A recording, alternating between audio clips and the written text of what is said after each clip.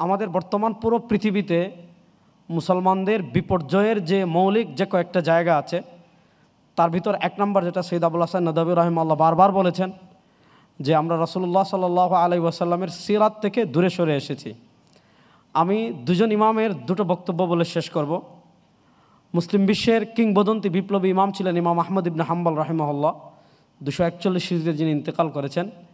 ইমাম আহমদ ইবনে হাম্বল রাহিমাহুল্লাহর একটা জীবনী লিখেছিলেন ইমাম ইবনুল জাওজি রাহিমাহুল্লাহ, মানাকিবুল ইমাম আহমদ। সে কিতাবে ইমাম আহমদ ইবনে হাম্বল রাহিমাহুল্লাহর একটা বিখ্যাত বক্তব্য আছে। তিনি বলেছেন, কুনতু ইদা যাকা সাদরি ফানাযারতু ইলা সিরাতিন নবী সাল্লাল্লাহু আলাইহি ওয়াসাল্লাম ফাফাররাজাল্লাহু আন্নি।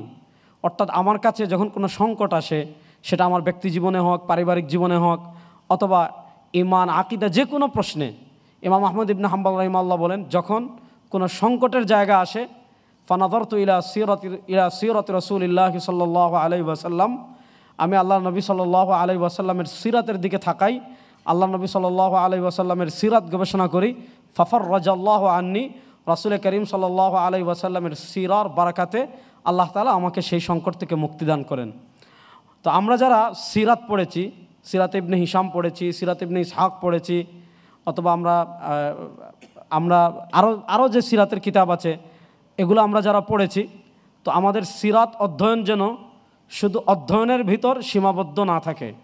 কারণ ইমাম শামসুদ্দিন আয-যাহাবী রাহিমাহুল্লাহ তার সিয়ার আলামিন নুবালার ভূমিকায় যে কথা বলেছেন, মান আরাদা সাআদাতাল আবাদিয়া ফালইলজাম সিরাতান নবী সাল্লাল্লাহু আলাইহি ওয়াসাল্লাম। কেউ যদি চিরস্থায়ী সফলতা অর্জন করতে চায় তাহলে সে যেন একদম নবী করিম সাল্লাল্লাহু আলাইহি ওয়াসাল্লামের সিরাতকে সবসময় আঁকড়ে ধরে। এবং কাজী ইয়াদ রাহিমাহুল্লাহর বক্তব্য তো আছে, এটা আমরা যারা সিরাত পড়েছি অনেক কিতাবেই এই বক্তব্যটা এসেছে। বিশেষ করে সিরাতের বিশুদ্ধ যে কয়েকটা সিরাত আছে, কারণ সিরাত এটা এমন একটা শাস্ত্র যেখানে মুনকারাত আছে প্রচুর, যেখানে মওযুআত আছে প্রচুর। তো বর্তমান পৃথিবীর মুহাক্কিকদের মতে বিশুদ্ধ যে কয়েকটা সিরাত আছে যেখানে মানে তুলনামূলক গ্রহণযোগ্য বর্ণনা বেশি, তার ভিতর অন্যতম হলো ডক্টর আবু শাহবা রাহিমাহুল্লাহর সিরাতুন নববিয়া। এটা খুবই চমৎকার সিরাত। এটা আমার জানা মতে এখনও বাংলা অনুবাদ হয়নি, এটা অনুবাদ হওয়া দরকার। আল্লাহ তাআলা হয়তো আমাদের কোনো দ্বীনী ভাইকে দাঁড় করাবেন যিনি এটা অনুবাদ করবেন ইনশাআল্লাহ। তো ইমাম ফুযাইল ইবনে ইয়াদ রাহিমাহুল্লাহর বিখ্যাত বক্তব্য সিরাতের অনেক কিতাবে আসছে, এবং জাদুল মাআদ ইবনে কাইয়িমুল জাওজিয়া রাহিমাহুল্লাহ এনেছেন যে ইমাম ফুযাইল ইবনে ইয়াদ রাহিমাহুল্লাহ বলেছেন যে সিরাত অধ্যয়ন করা এটা হলো বারাকার শুরু। এজন্য আমরা আমাদের ডক্টর মিজানুর রহমান আজহারী হাফিজাহুল্লাহ, আমি যতটুকু ওনার সাথে কথা বলে বুঝেছি যে এই সিরাত আয়োজন এটা আপনার ওরিয়েন্টালিস্টদের মতো, আমরা যাদেরকে মুস্তাশরিকিন বলি, মুস্তাশরিকিনদের মতো শুধু সিরাত অধ্যয়ন করে নিজেকে সমৃদ্ধ করা উদ্দেশ্য না।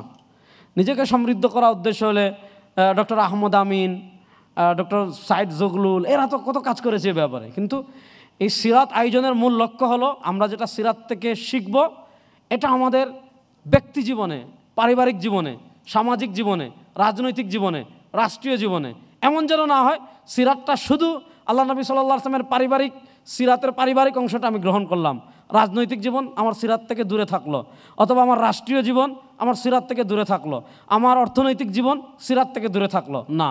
লাকাদ কানা লাকুম ফি রাসূলিল্লাহি উসওয়াতুন হাসানা, আমার ব্যক্তিগত জীবন, পারিবারিক জীবন, সামাজিক জীবন, রাজনৈতিক জীবন, আমার টোটাল জীবনে আমরা সব জায়গায় রাসূল করিম সাল্লাল্লাহু আলাইহি ওয়াসাল্লামের সিরাত জেনে সে অনুযায়ী আমল করার চেষ্টা করব। আল্লাহ তাআলা আমাদের সবাইকে তৌফিক দান করুন।